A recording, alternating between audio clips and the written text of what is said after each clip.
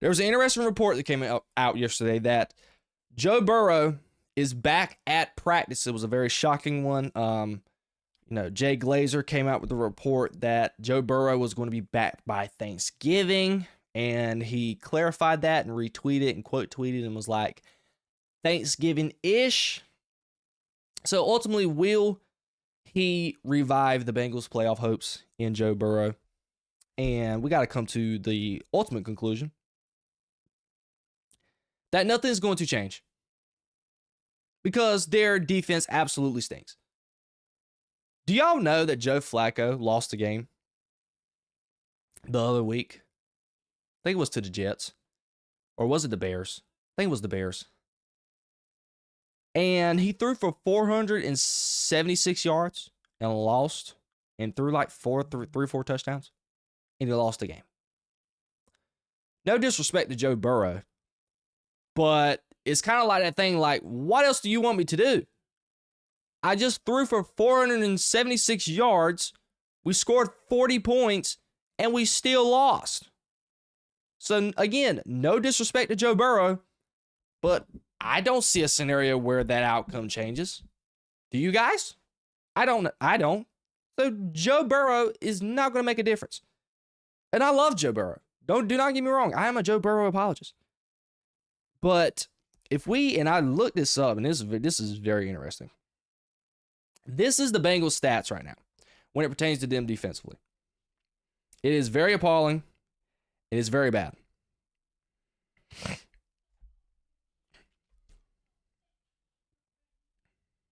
Since the 1970 merger, only the 2012 Tennessee Titans have allowed more total points through their first 9 games. To put that into further context, the Bengals rank second out of 1,669 teams in most points allowed at this point in the season. Cincinnati as a franchise, by the way, appears on the list 4 times in the top 26. But this is when it gets even worse. The Cincinnati defense has allowed 89 fourth quarter points through 9 games. Only 4 of the previous 1,669 teams have given up more. The last 4 games alone, the Bengals have given up 70 points in the fourth quarter. Only the 2022 Colts and the 1978 Browns have allowed more. The Bengals have allowed 117 second half points in the last 5 games.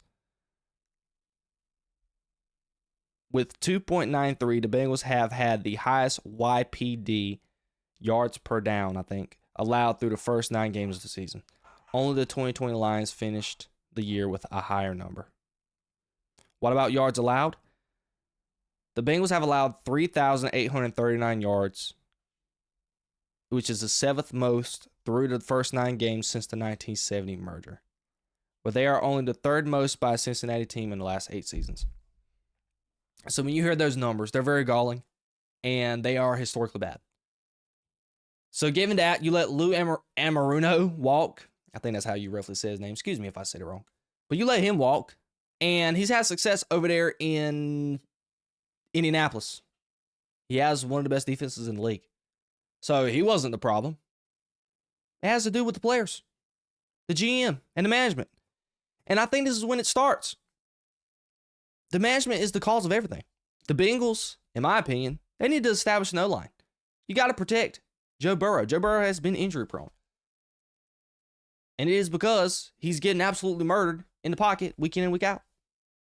And another reason why I don't think anything's going to change in the near future, just because the organization is bad.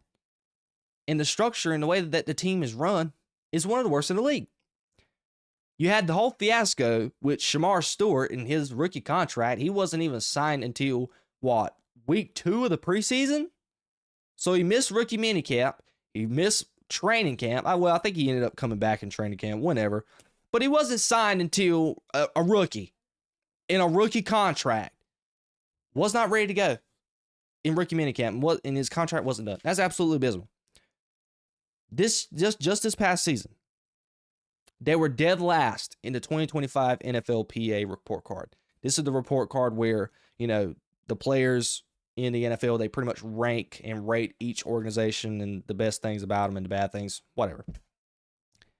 You have the Trey Hendrickson situations with his contract and trade talks and this, and that. And then you had the fiasco a couple of weeks ago, maybe even last week, with Chase Brown ultimately calling out your defenses and like, yo, that was absolutely garbage. And then, Zach Taylor had to come and be like, you know what? That doesn't represent our team, yada, yada, yada, blah, blah, blah.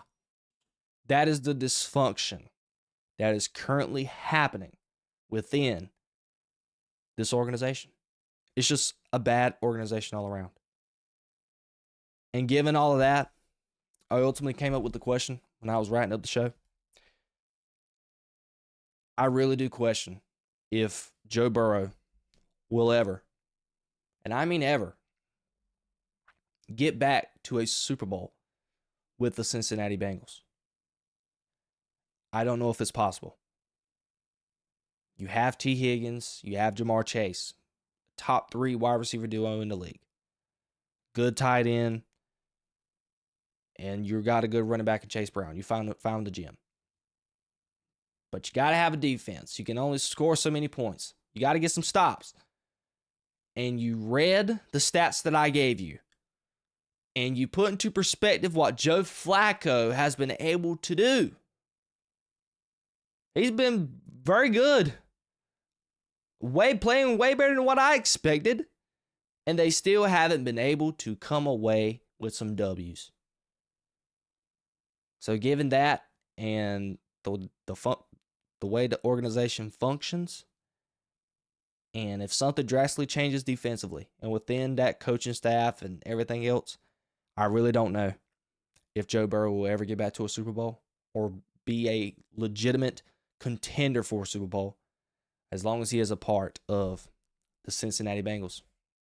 That's pretty sad to say, but it doesn't get more simple than that.